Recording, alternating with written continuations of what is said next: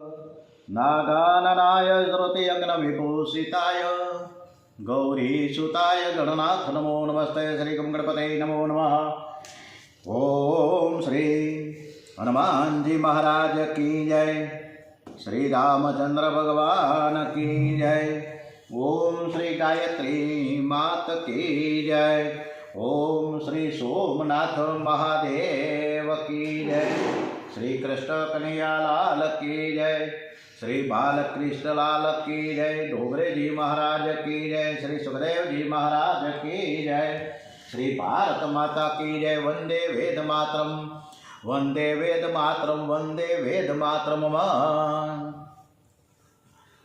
ओम करारविंदेन पदारविंदम मुखारविंदे अविनवेशयन्तं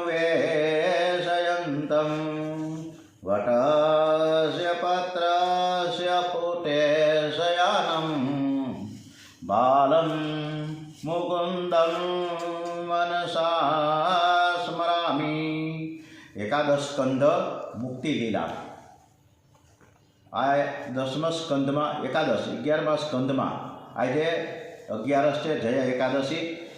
આજની તારીખ છે 29મી જાન્યુઆરી અને જયા એકાદશી મહાસુદ 11 અને સરસ મજાનો ગુરુવારનો દિવસ। આજની કથા આપણે ભગવાનને સમર્પિત કરીએ। આપણી કથા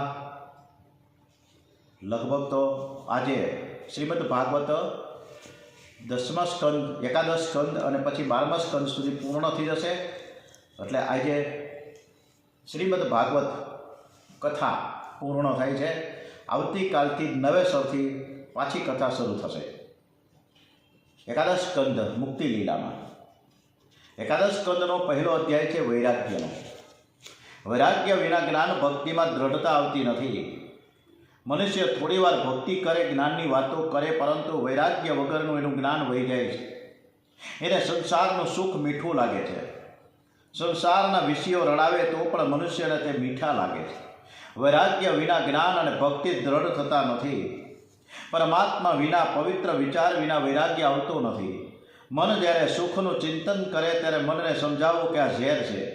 જ્યારે સંસારના દરેક વિષય તરફ વૈરાગ્ય આવે ત્યારે જાણજો કે ઈશ્વર પ્રત્યે ભક્તિનો ઉદય થયો છે। તુલસીદાસજી યુવાનીમાં પોતાની પત્ની પાછળ ઘણા બધા આસક્ત હતા। ચોમાસાની એક રાત્રે પત્ની પિયર ગઈ। તુલસીદાસજી પોતાની પત્ની વગર રહી શકતા ન હતા। એથી તેઓ અડધી રાત્રે પત્નીને મળવા માટે નીકળ્યા। નદીમાં મોટી બધું પૂર આવ્યું હતું અને એમાં એક શબ તરતું જઈ રહ્યું હતું। પણ તુલસીદાસજી એની પત્નીમાં એનું મન હતું એટલે ખબર ન પડી કે આ શબ છે, પરંતુ એ શબને લાકડું સમજીને નદી પાર કરી। સસરાના મકાન પાસે આવ્યા, મકાનમાં દાખલ થયા તો તેને ઝાડ ઉપર ચડ્યા અને ઝાડ ઉપરથી અટારી ઉપર એક દોરડું લટકતું, ખરેખર સાપ હતા, નાગ। અહીં નાગને દોરડું સમજીને તેના સહારે મકાનમાં દાખલ થયા। પત્ની પ્રેમને કારણે તેમણે આટલા સંકોટીની પરવા કર્યા વિના પત્ની પાસે આવ્યા। એ સમયે તેમને પત્નીએ ખૂબ જ ધમકાવ્યા અને કહ્યું કે આ શરીરને મળવા માટે આટલું બધું તમે કષ્ટ વેઠ્યું? આ શરીર તો હાડ માંસનો લોચો છે। આ શરીર ઉપરથી ચામડી કાઢી લીધા પછી જુઓ તો તમને ઘૃણા થશે। આ હાડ માંસના શરીર ઉપર જેવો પ્રેમ કરો છો તેવો જો રામજી ઉપર પ્રેમ કરો ને તો તમારું જીવન ધન્ય બની જશે।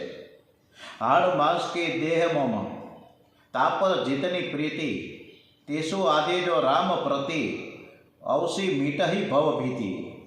आ हाड़ मांसनी पूतળી છે અને એમાં તમે જેટલી પ્રીતિ રાખશો એટલા દુઃખી। પણ એના કરતાં જો રામ પ્રત્યે આપણી પ્રીતિ વધે તો આખી ભવ સુધરી જાય।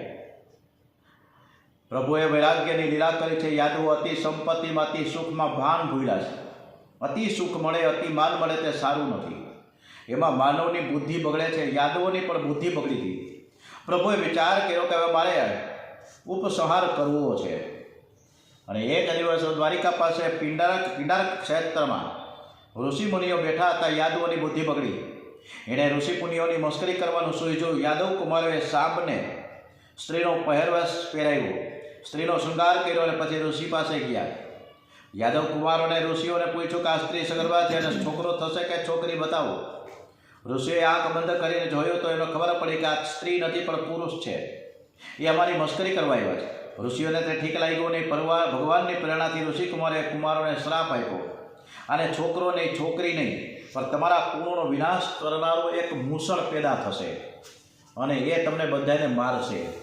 આપણા શાસ્ત્રમાં એવો ઉલ્લેખ છે કે પુરુષને સ્ત્રીના વેશમાં અને સ્ત્રીને પુરુષના વેશમાં જોવાથી મન બગડે છે. યાદવોએ ઋષિઓનું અપમાન કર્યું, તેથી ક્રોધે ભરાઈને ઋષિઓએ યાદવ વંશના વિનાશનો શ્રાપ આપ્યો. પ્રભુને વિચાર આવ્યો કે યાદવો મારી પાછળ રહેશે તો લોકોને ત્રાસ આપશે, એટલે યાદવોનો વિનાશ કર્યો મૂષણથી. સાંભના પેટથી મૂષણે નીકળ્યું ત્યારે તો બધા ગભરાઈ ગયા. એમને થયું કે જો આ વાત શ્રી કૃષ્ણને કહીશું તો તેઓ ઠપકો આપશે, સજા કરશે. અને એ બીકે શ્રી કૃષ્ણથી પાપ છુપાયું. પાપ કરે તે સાધારણ ગુનો છે, પરંતુ પાપ ભગવાન પાસે કબૂલ ન કરે તે મોટો ગુનો છે. જે દિવસે પાપ થાય તે રાત્રે સૂતા પહેલાં પ્રભુને વંદન કરીને પાપ કબૂલ કરવું. જે પાપ કબૂલ કરે છે તેના પર પરમાત્માને દયા આવે છે, પરંતુ જે પાપ કબૂલ કરતો નથી, છુપાવી રાખે છે, તેને બહુ જ સજા થાય છે. યાદવોએ પોતાનું પાપ છુપાયું, પણ પ્રભુ તો બધું જાણતા હતા. એમને થયું કે જે થયું તે સારું છે. યાદવો મૂષણને પ્રભાસમાં લઈ ગયા. એણે પોતાની બુદ્ધિ વાપરી મૂષણને ત્યાં ઘસી નાખ્યું અને તેનો જે નાનકડો ટુકડો હોય એ સમુદ્રમાં ફેંકી દીધો. એ ટુકડો એક માછલી કરી ગઈ. એ માછલી જરા પારધીને મળી. માછલીના પેટમાંથી લોઢું નીકળ્યું. જરા પારધીએ લોખંડની બાણની અણી બનાવી અને એ બાણ શ્રી કૃષ્ણને માર્યું. પૃથ્વી ઉપરની લીલા સંકેલી લેવામાં ભગવાનની એ બાણ નિમિત્ત બન્યું. શ્રીધર સ્વામીએ ટીકામાં લખ્યું છે કે જરા પારધીનું બાણ શ્રી કૃષ્ણને નથી વાગ્યું. જરા એટલે વૃદ્ધાવસ્થા ભોગીને બાણ મારે છે, ભોગીને વળગે છે, જ્યારે શ્રી કૃષ્ણ તો યોગી છે, એ તો હરમેશ જુવાન રહે છે. એમને વૃદ્ધાવસ્થા આવે જ નહીં. જરા પારધીનું બાણ શ્રી કૃષ્ણને વાગ્યું જ નથી. પણ આપણને બધાને એમ છે કે જરા પારધીએ બાણ માર્યું. પ્રભાસ પાટણના પીપળાની નીચે બેઠા હતા અને પગમાં બાણ માર્યું. જેને માયાને તરવાની ઈચ્છા છે તે પ્રત્યેક ઇન્દ્રિયથી બ્રહ્મચર્ય પાડે. રોજ નિયમથી એકાંતમાં એક બાસણે બેસી 3 કલાક પ્રભુના નામના મહામંત્રનો જપ કરે. ભગવાનનું ધ્યાન કરે. એક દિવસમાં વધારે નહીં તો ઓછામાં ઓછા 3 કલાક મૌન રાખી શાંતિથી ભક્તિ કરે. મૌન રાખો ત્યારે જીભથી ન બોલે તે ઠીક છે, પણ મનથી પણ બોલવું નહીં. ઘણા લોકો મૌન રાખે ત્યારે લખીને બતાવે છે, આંખનો ઇશારો કરે, પણ તે બોલવા જેવું જ છે. મનથી પણ ન બોલે તે સાચું મૌન છે. મૌન મનને એકાગ્ર બનાવે છે. મૌનથી શક્તિ વધે છે. કાયાથી, મનથી અને વચનથી કોઈનું દિલ ન દુભાવો. જેને માયાને તરવાની ઈચ્છા છે તે રોજ પ્રાર્થના કરે, હે નાથ, હું તમારો છું, મારા અપરાધોની તમે ક્ષમા કરો. માયાને તરવાના ઘણા સાધનો છે, પણ ભક્ત કેવળ ભક્તિથી અનાયસે માયાને તરી જાય છે. હવે આ બાજુ બ્રહ્માદિક દેવો દ્વારિકામાં આવ્યા છે. દ્વારિકાનાથની સ્તુતિ કરે છે કે પ્રભુ હવે આપ સ્વધામમાં પધારો. પ્રભુએ કહ્યું મારે પણ હવે પૃથ્વીનો ત્યાગ કરવો જ છે. દ્વારિકામાં મોટા મોટા અપશુકનો થવા લાગ્યા. વૃદ્ધ યાદવો ભગવાન પાસે આવ્યા. પ્રભુએ કહ્યું કે આપણને ઋષિઓનો શ્રાપ થયો છે, હવે અહીં રહેવું ઈષ્ટ નથી, માટે આપણે સૌ પ્રભાસ ક્ષેત્રમાં જઈએ. હાલ સાંભળી બધા જ પ્રભાસ જવાની તૈયારી કરવા લાગ્યા છે. ઉદ્ધવજીએ વાત સાંભળી. ઉદ્ધવજી સમજી ગયા કે યાદવોનો સંહાર કરી ભગવાન સ્વધામમાં પધારશે. ઉદ્ધવજી વારંવાર ચરણમાં વંદન કરે છે અને કહે છે કે મને તમે સાથે લઈ જાઓ, હું તમારા વિરહમાં કેવી રીતે જીવી શકીશ. શ્રી કૃષ્ણ ભગવાન કહે છે કે ઉદ્ધવજી, તું મને બહુ જ વહાલો લાગે છે, પણ કાયદો ના પડે. તું મારી સાથે ક્યાં આવ્યો હતો? જીવ એકલો જ આવે છે અને એકલો જ જાય છે. આ તો બધા જ સ્વપ્નના ખેલ છે. આ બધું જ ભ્રમ છે. સંસાર અસત્ય છે, આત્મા જ સત્ય છે. એમ કહી ત્યાગ સંન્યાસનો ઉપદેશ આપ્યો. પણ ઉદ્ધવ કહે છે કે ત્યાગનો માર્ગ મુશ્કેલ છે, મને કોઈ સહેલો ઉપાય બતાવો, મારા પર તમે કૃપા કરો. ત્યારે પ્રભુ કહે છે કે ઉદ્ધવ, મેં તો તારા પર કૃપા કરી જ છે, હવે તું જ તારા પર કૃપા કર. ઈશ્વર કૃપા, સંત કૃપા, શાસ્ત્ર કૃપા અને ચોથી છે એ આત્મ કૃપા છે. તું જ તારો ગુરુ થા અને તું જ તારું કલ્યાણ કર. ઉદ્ધવ, તું તારો જ ગુરુ છે. મને તારી જાત ઉપર લાગણી નહીં થાય ત્યાં સુધી બીજાને તારા ઉપર કેમ લાગણી થાય? ઉદ્ધવ, જ્યાં સુધી અંદરથી લાગણી નહીં થાય ત્યાં સુધી જીવન સુધરતું નથી. માટે તું તારો ગુરુ થઈ જીવન સુધારવાનો પ્રયત્ન કર. ઉદ્ધવ પ્રાર્થના કરે, પ્રભુ મને આત્મતત્વનો ઉપદેશ કરો, આપના વગર તે ઉપદેશ કોણ કરી શકશે? ભગવાન કહે છે, મેં અનેક પ્રકારના શરીરોનું નિર્માણ કર્યું છે, પરંતુ તે સૌમાં મને મનુષ્ય શરીર અત્યંત પ્રિય છે. આ શરીરમાં જ મનુષ્ય ઈશ્વરનો સાક્ષાત્કાર અનુભવ કરી શકે છે. દત્તાત્રેય સ્વામી સહ્યાદ્રી પર્વતની તળેટીમાં બેઠા છે. લંગોટી વિના બીજું કોઈ વસ્ત્ર ન મળે, છતાં આનંદમાં છે. યદુ મહારાજ ત્યાં આવ્યા છે અને દત્તાત્રેય નિર્ભય વિચરતા જોઈ પૂછે કે સંસારના લોકો કામને લોભના દાવણ નળમાં બળી રહ્યા છે, પણ આપને તે અસર કરતા નથી. તમારી પાસે કંઈ નથી, છતાં તમે આત્મા સ્વરૂપમાં કેવળ સ્થિત રહો છો અને સદાય અનિર્વચનીયમાં આનંદ માણો છો. એનું કારણ શું? દત્તાત્રેયજી કહે છે, આ જગતમાં બે જ પદાર્થો છે, જળ અને ચેતન. સંસારની જળ વસ્તુમાં આનંદ નથી. જળ વસ્તુમાંથી મનને હટાવી સર્વના દ્રષ્ટા આત્મા સ્વરૂપમાં દ્રષ્ટિ સ્થિર કરી હું દ્રષ્ટાને નિહાળું છું. જે દ્રશ્યમાંથી દ્રષ્ટિ હટાવીને કેવળ દ્રષ્ટાને જોઈએ છે, એને આનંદ મળે છે. આનંદ બહાર નથી, આનંદ આપણી અંદર જ છે. દત્તાત્રેયના 24 ગુરુઓ નક્કી થયેલા છે. એમાં ધરતી, જળ છે, વાયુદેવ, અગ્નિદેવ, યર, ભમરા, ચંદ્ર, સૂર્ય, અજગર, સમુદ્ર, પતંગિયા, હાથી, બદમાખી, હરણ, માછલી, ટીટોળી, બાળક, કુંવારી કન્યા, લોહા, સર્પ, કરોળિયો. આ બધા જ અલગ અલગ પ્રકારના ગુરુઓ છે ગુરુ દત્તાત્રેયના. શ્રી કૃષ્ણ ઉદ્ધવને બંધન અને મોક્ષનું સ્વરૂપ સમજાવતા કહે છે કે ઉદ્ધવ, આ જીવ મારો જ અંશ છે, એમ છતાં અવિદ્યાથી તેને બંધન થાય છે અને જ્ઞાનથી મોક્ષ પ્રાપ્ત થાય છે. પણ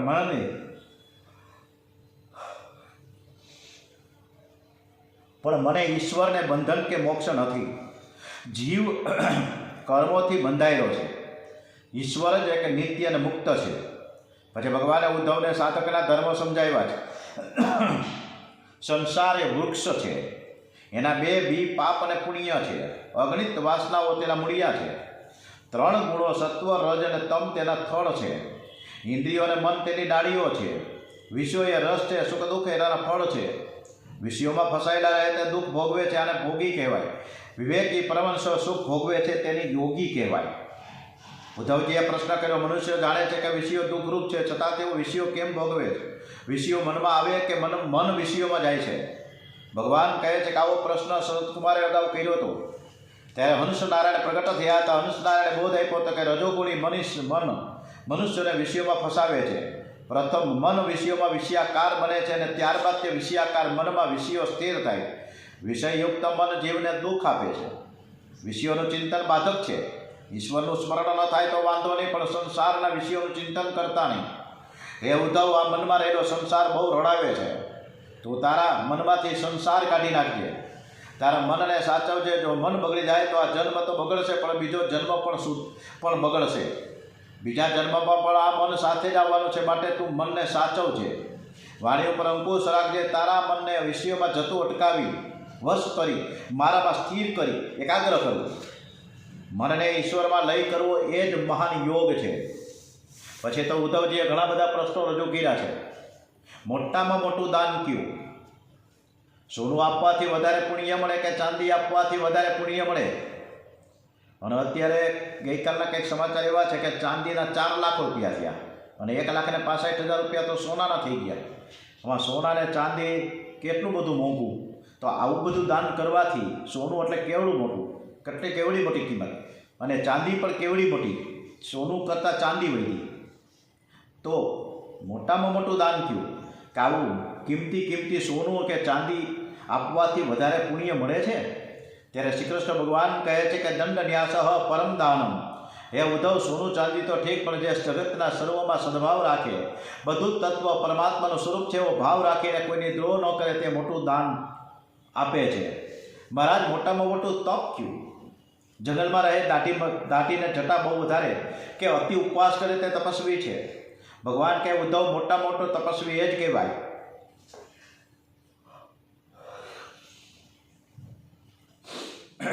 કે જે કામ સુખનો મનમાં વિચાર પણ ન કરે. કામ ત્યાગ તપઃ સ્મૃતમ. ઉદ્ધવજી પૂછે છે કે સમ કોને કહેવાય? ભગવાન કહે છે, બુદ્ધિને મારામાં સ્થાપવી એ સમ છે. ઉદ્ધવજી પૂછે કે દમ કોને કહેવાય? ભગવાન કહે છે કે ઇન્દ્રિયોને વશ કરવી તે દમ છે. ઉદ્ધવજી પૂછે કે દરિદ્રી કોને કહેવાય ને શ્રીમાન કોણ છે? ભગવાન કહે, ઉદ્ધવ, જે કંઈ મળ્યું તે મારી લાયકાત કરતાં પ્રભુએ મને વધારે આપ્યું છે. એમ સમજીને જે પ્રાપ્ત સ્થિતિમાં સંતોષ માને તે શ્રીમાન છે. જેને પ્રાપ્ત સ્થિતિમાં અસંતોષ રહે તે દરિદ્રી છે. સાચું ધન કયું? પ્રભુ કહે છે કે ઉદ્ધવ, ધર્મ એ જ સાચું ધન છે. ધર્મ ઈષ્ટ ધન નૃણામ. ઉદ્ધવજી પૂછે છે કે સ્વર્ગનું કોને કહે છે અને નરક કોને કહે છે? ભગવાન કહે છે કે ઉદ્ધવ, મનમાં સાત્વિક ભાવ જાગે, પરમાત્માનું સ્મરણ કરતા હૃદય પીગળે, પરોપકારમાં શરીર ઘસાવાની ભાવના થાય અને અભિમાન ન રહે તો સમજવું કે હું સ્વર્ગમાં છું. પરંતુ જ્યારે છળકપટ કરવાની ઈચ્છા થાય, મનમાં વિકાર વાસના જાગે, મન બગડે તો સમજવું કે અત્યારે હું નરકમાં પડ્યો છું. પ્રભુ, જીવ કોને કહે છે ને ઈશ્વર કોને કહેવામાં આવે? ભગવાન કહે છે કે ઉદ્ધવ, માયાને આધીન થયો તે જીવ, સંસારના વિષયોમાં ફસાયો તે જીવ, જ્યારે સંસારના વિષયોમાં જે બિલકુલ આસક્ત થતો નથી તે ઈશ્વર, ઇન્દ્રિયોને આધીન બનાવે તે ઈશ્વર. ઉદ્ધવજી પૂછે છે કે વીર કોણ છે? ભગવાન કહે છે કે બહારના શત્રુઓને મારે તે વીર નથી, પણ જે અંદરના શત્રુઓને મારે, જે વિષય ઇન્દ્રિયને કાબૂમાં રાખે એ વીર છે. ઉદ્ધવજી પૂછે કે જીવનો મિત્ર કોણ? ત્યારે ભગવાન કહે છે કે બધાનો મિત્ર હું છું. હું સર્વ જીવો સાથે નિસ્વાર્થ ભાવે પ્રેમ કરું છું. મારા ગુણ કોને કહે ને દોષ કોને કહેવામાં આવે? ભગવાન કહે ઉદ્ધવ, બીજાના દોષનો વિચાર કરવો એ જ મોટો દોષ છે. સ્વદોષનું સ્મરણ રાખીને પોતાનું જીવન સુધારવા માટે સતત પ્રયત્ન કરવો એ જ ગુણ છે. ઉદ્ધવજી, તું આ જગતની પાછળ બહુ પડીશ નહીં. આ જગતને કોઈ રાજી કરી શક્યો નથી કે કરી શકવાનો નથી. જે પરમાત્માને રાજી કરે છે એ જ જગતને રાજી કરે છે. જગતમાં કોઈ વખાણ કરે તો રાજી થઈશ નહીં અને કોઈ નિંદા કરે તો નારાજ ન થા. નિંદા સ્તુતિમાં મનને શાંત રાખે છે. ત્યારે ઉદ્ધવજી કહે કે પ્રભુ, ખોટી નિંદા સહન થતી નથી. ભગવાન કહે છે કે ઉદ્ધવ, નિંદા ખરી હોય કે ખોટી હોય, નિંદા સહન ન થાય તો માનજો કે ભક્તિનો રંગ હજી કાચો છે. જેને નિંદા સહન ન થાય તેનું જ્ઞાન કાચું છે. નિંદા કરનાર મોટો મિત્ર છે. એ આપણને આપણા દોષ બતાવે છે. તેથી સાધુ લોકો નિંદકને કાયમ પોતાની પાસે રાખે છે. કત્રી બ્રાહ્મણને લોકોએ બહુ ત્રાસ આપ્યો. ત્યારે એ મનને સમજાવે છે, નાયમ જનો મેં સુખ દુઃખ હેતુ હો ન દેવાત્મા ગ્રહ કર્મ કાલાહા મન પર કારણ મામંતી સંસાર ચક્રમ પરિવર્ત્ય દયત. હું જ સર્વમાં રહેલો છું. મારામાં જે ચૈતન્ય છે તે બધામાં છે. આ સિદ્ધાંત સાચો છે. કોણ મારી નિંદા કરે છે? મારી આંગળી મારી નાકમાં જાય તો આંગળીને કોણ સજા કરે છે? મારા દાંત મારી જીભને કચડી નાખે તો જીભ સહન કરે છે. એક જ પરમાત્મા સર્વમાં છે. જીવ કરેલા કર્મના ફળ ભોગવે છે. સુખ દુઃખની કલ્પના મન કરે છે. મન માને તો સુખ છે ને મન ન માને તો દુઃખ છે. કત્રી બ્રાહ્મણ મનને ઉપદેશ કરી રહ્યા છે. પ્રભુએ ફરીથી ઉદ્ધવને આજ્ઞા કરી કે તું પારકી પંચાયત કરતો નહીં. જગતને સુધારવાની પંચાયત તું કરીશ નહીં. દુર્યોધન શિશુપાલને જ્યારે હું નથી સુધારી શક્યો તો પછી તું ક્યાંથી સુધારી શકે? હે ઉદ્ધવ, ધન તો તું ઘરના લોકોને આપજે, પણ મન તો મને જ આપજે.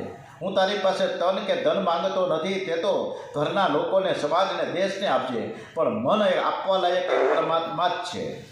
હે પ્રભુ, આપે મને સુંદર બોધ આપ્યો છે. હું શરણે આવ્યો છું, પણ એકલો કોઈ ઠેકાણે ગયો નથી. આપ મારી સાથે પધારો. ભગવાન કહે ઉદ્ધવ, આ શરીરથી હવે હું તારી સાથે આવી શકીશ નહીં, પણ ચૈતન્ય રૂપે હું તારા હૃદયમાં રહેલો છું. તું મારું ધ્યાન કરીશ ત્યાં હું પ્રગટ થઈ. તો એવી ભાવના રાખજે કે શ્રી કૃષ્ણ મારી સાથે જ છે. બાકી તે માર્ગે એકલા જવાનું છે, કોઈ સાથે આવતું નથી. ઉદ્ધવજીને કહ્યું કે હું તારી સાથે જ છું, છતાં ઉદ્ધવજીને સાંત્વના મળતી નથી. ઉદ્ધવજી કહે છે કે ભાવના કરવા માટે મને કોઈક આધાર આપો. પ્રભુને દયા આવી. પ્રભુએ ઉદ્ધવજીને ચરણની પાદુકા આપી છે. ઉદ્ધવજીને આનંદ થયો. પ્રેમમાં એવી શક્તિ રહેલી છે કે તે જળને પણ ચેતન બનાવે છે. ઉદ્ધવજીને ચરણ પાદુકામાં પણ મસ્તક પણ શ્રી કૃષ્ણના દર્શન થાય છે. ઠાકોરજીને નિત્ય સાથે રાખો. અને પછી ઉદ્ધવજીએ ચરણ પાદુકા મસ્તક ઉપર ધારણ કરીને બદ્રિકાશ્રમમાં પધાર્યા છે. બદ્રીનારાયણ પાસે પાંડુકેશ્વરમાં અલોકનંદાના કિનારે ઉદ્ધવજી આદિનારાયણ પરમાત્માનું ધ્યાન કરતાં કરતાં પરમાત્માના ચરણોમાં લીન થયા છે. આવી બાબતમાં ભરતજીને પણ રામચંદ્રજી આધાર તરીકે એની ચરણ પાદુકા આપી હતી. પ્રમાણમ ભવામ દે હૃદમ મામકાનઃ નિતંબઃ કારભ્યમ ધૃતો એન તસ્માત વિદ્યાત્વ સત્ય હે ધૃતો નાભિકોશઃ પરમ બ્રહ્મલિંગમ ભજે પાંડુરંગમ. જે શ્રી કૃષ્ણ ચરણનો આશ્રય કરે છે, પરમાત્માના સેવા સ્મરણમાં જે તન્મય બને છે, એ સંસાર સાગરમાં ડૂબે નહીં. જે પરમાત્માના ચરણનો આશ્રય કરે છે અનાયસે તરી જાય છે. પ્રભુએ જગતને કહ્યું છે કે હું ગયો નથી. તમારી પ્રતીક્ષા કરતો હજી હું અહીં ઊભો જ છું. હું સંતોના હૃદયમાં છું, હું ભાગવતમાં છું. આજે પણ પંઢરપુરમાં વિઠ્ઠલનાથજી તરીકે બિરાજી રહ્યા છે. શ્રી કૃષ્ણ સાક્ષાત પરમાત્મા છે, સ્વયં ભગવાન છે. દ્વારિકાનાથ એ જ વિઠ્ઠલનાથજી છે. ઓમ ઇતિ એકાદશ સ્કંદ સમાપ્તમ. હરે કૃષ્ણ કૃષ્ણ કૃષ્ણ હરે હરે, હરે રામ રામ રામ હરે હરે. સ્કંદ દ્વાદશ આશ્રય લીલા. શ્રી કૃષ્ણ ભગવાન કી જય. ભાગવત ભગવાનજી મહારાજ કી જય.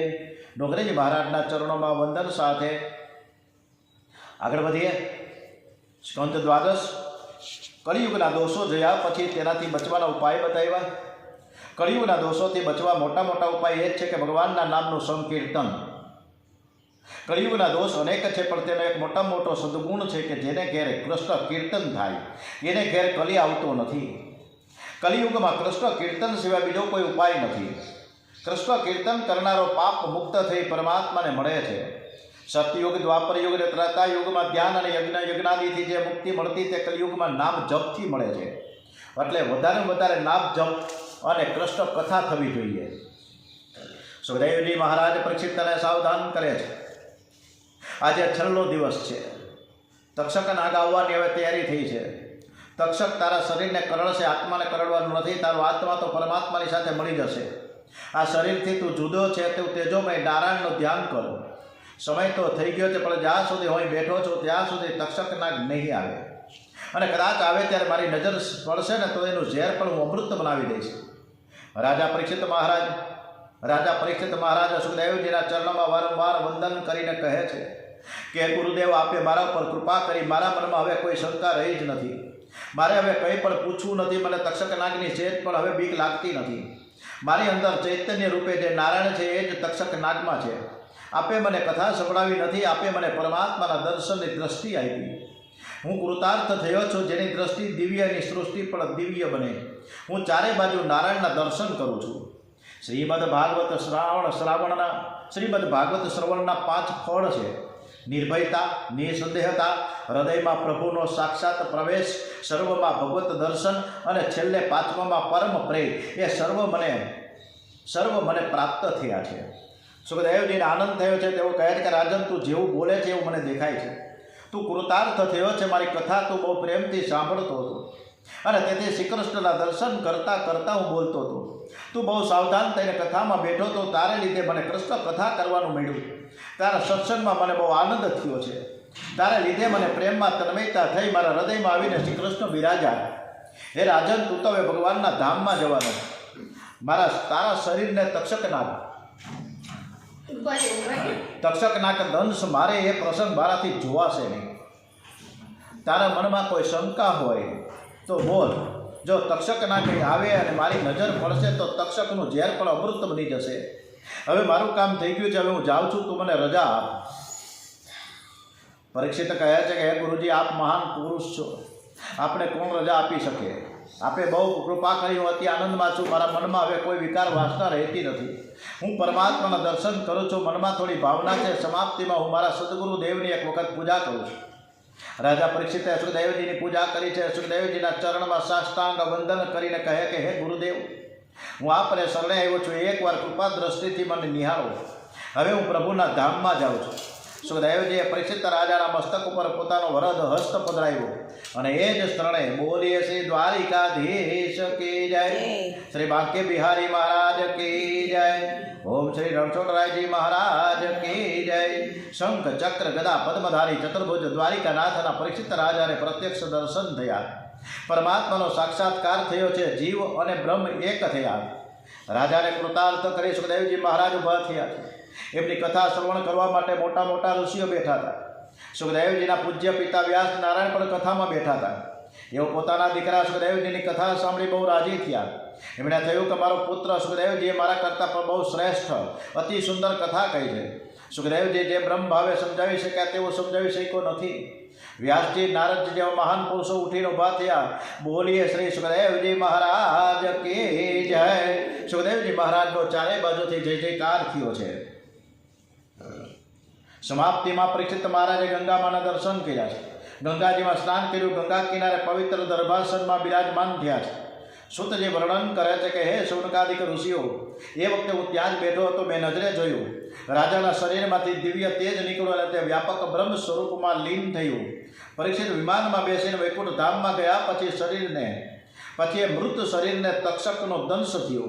તક્ષકના વિષય અગ્નિમાં શરીર ધગ ધગ ધગ ધગ ધગ ધગ બળવા લાગ્યું. દેવોએ પુષ્પવૃષ્ટિ કરી છે. ધન્ય છે આ ભાગવત કથાને, ધન્ય છે ભાગવત સપ્તાહને, ધન્ય છે સુખદેવજી મહારાજને અને ધન્ય છે રાજા પરીક્ષિતને. કારણ કરડતા પહેલાં જ એઓ ભગવાનના ધામમાં ગયા. પરીક્ષિત રાજાને સદગતિ મળી છે. ગંગા કિનારે મારા સદગુરુ શ્રી સુખદેવજીના મુખેથી મેં કથા સાંભળી હતી. એ યથામતી મેં આપને સંભળાવી. આ કથામાં જે દિવ્ય તત્વ છે તે મારા સદગુરુદેવનો પ્રસાદ છે. કથામાં જે કંઈ દોષ હશે તે મારો દોષ છે. હું સાપ સર્વના ચરણમાં વારંવાર વંદન કરું છું. શ્રી કૃષ્ણ અનેક સ્વરૂપે મને દર્શન આપે છે. આ બધા જ પરમાત્માના સ્વરૂપો છે. સુતજીએ દિન બની વારંવાર વંદન કરી ક્ષમા માંગી છે. આ પ્રમાણે શ્રીમદ ભાગવતમાં સર્વ પાપોનો નાશ કરનારા ઇન્દ્રિયોના નિયંતા શ્રી હરિનું સાક્ષાત વર્ણન કર્યું છે. કથા સાંભળીને કાંઈ પણ જીવનમાં ઉતારો તો કથા સાંભળી સાર્થક થાય. સંતો કોઈ દિવસ સત્કર્મની સમાપ્તિ કરતા જ નથી. જીવનમાં છેલ્લા શ્વાસ સુધી પરમાત્મા શ્રી કૃષ્ણનું ધ્યાન ધરો. પ્રેમથી શ્રી બાલકૃષ્ણલાલની સેવા કરો. પરમાત્માના નામનું કીર્તન કરો. છેલ્લા શ્વાસ સુધી આ શરીરને પરોપકારમાં ઘસાવો. તમારા ઇષ્ટદેવના મનથી દર્શન કરો. ભગવાનના ચરણમાં ભાવપૂર્વક વંદન કરતા કરતા 5 વખત આપણે બધા સાથે બોલીશું. ઓમ શ્રી હરયે નમઃ. ઓમ શ્રી હરયે નમઃ. ઓમ શ્રી હરયે નમઃ. ઓમ શ્રી હરયે નમઃ. ઓમ શ્રી હરયે નમઃ. આ 5 અક્ષરનો મંત્ર જોરથી 5 વખત બોલો. એટલે જાણીએ અજાણીએ જે કાંઈ પાપ થયું હોય તે પરમાત્મા કૃપા કરીને એની ક્ષમા આપશે. કારણ કે તો સર્વ વિદિત છે. પતિત સ્ખલિતસ્તાર્ત શ્રુત્વા વા વિવસ્તો યુવણ હરિયે નમઃ ઇત્યુચ્ચે મુચ્યતે સર્વ પાતકાતમ. જેમના નામનું કીર્તન કરવાથી સર્વ પાપનો નાશ થાય છે અને જેમને પ્રણામ કરવાથી સર્વ દુઃખો શાંત થાય છે. એ પરમાત્મા શ્રી હરિને હું વારંવાર નમસ્કાર કરું છું. ભવે ભવે ભવે ભવે યથા ભક્તિ પાદોસ્તવ જાયતે તથા કુરુસ્વ દેવેશ નાથસ્તમ તો યદ પ્રભો નામ સંકીર્તન યશ સર્વ પાપ પ્રણાશનમ પ્રણામો દુઃખ મનસ્તમ નમામિ હરિપરમ. શ્રીમન્નારાયણ નારાયણ નારાયણ શ્રીમન્નારાયણ નારાયણ નારાયણ સત્યનારાયણ નારાયણ નારાયણ શ્રીનારાયણ નારાયણ નારાયણ. ઇતિ દ્વાદશ સ્કંદ સમાપ્તમ. આજે આપણે ભાગવતી ભગવાનજીને વિદાય આપતા જ નથી, પરંતુ ફરીથી આવતીકાલથી ભાગવત કથા ચાલુ થાય છે એકડે એકથી. એટલે બધા જ હવે નવેસરથી આ યુટ્યુબમાં પણ મુકાશે. અત્યાર સુધી મેં યુટ્યુબમાં નહોતું મૂક્યું, પણ હવેથી યુટ્યુબમાં મુકાશે. એટલે જેમને સાંભળ્યું હોય એ ફરીથી રિપીટ કરીને સાંભળી શકે છે. આજે આપણે બોલીએ શ્રી વૃંદાવન બિહારી મહારાજ કી જય, શ્રી રણછોડરાયજી મહારાજ કી જય, શ્રી કૃષ્ણ કનૈયાલાલ કી જય, બાલકૃષ્ણલાલ કી જય, ડોંગરેજી મહારાજ કી જય, શ્રી સુખદેવજી મહારાજ કી જય, ઓમ શ્રી ગજાનન મહારાજ કી જય, હનુમાનજી મહારાજ કી જય. ઓમ નમો ભગવતે વાસુદેવાય. ઓમ નમઃ પાર્વતી પતે. મહાદેવ હર.